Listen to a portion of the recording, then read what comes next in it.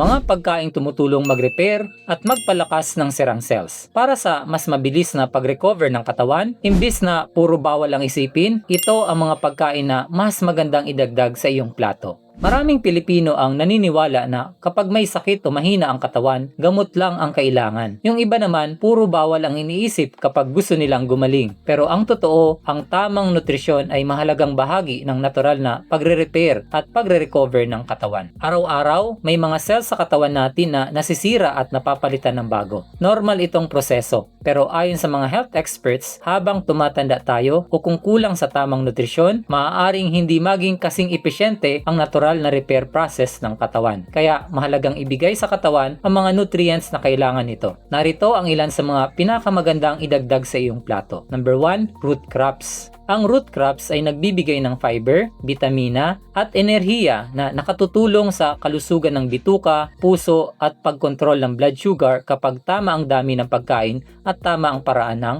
pagluluto. Number 2, mushrooms at legumes. Isa sa pinakamagandang source ng high quality protein. Nagbibigay ito ng amino acids na kailangan ng katawan sa pagbuo at pagre-repair ng mga tissues. Number 3, makukulay na gulay tulad ng broccoli, spinach, carrots at bell peppers. Mayaman sa vitamins, minerals at antioxidants na tumutulong protektahan ang cells laban sa oxidative stress. Number 4, mga prutas katulad ng oranges, berries, papaya at bayabas. Mayaman sa vitamin C na mahalaga sa collagen production at normal na wound healing. Number 5, nuts and seeds. Tulad ng almonds, walnuts, chia seeds at pumpkin seeds. Naglalaman ng healthy fats, omega-3, vitamin E at iba pang nutrients na sumusuporta sa kalusugan ng cells. Mga practical tips. Ito yung mapapayo ko. Siguraduhin may plant-based protein sa bawat pagkain. Kumain ng iba't ibang kulay o rainbow-colored fruits and vegetables araw-araw.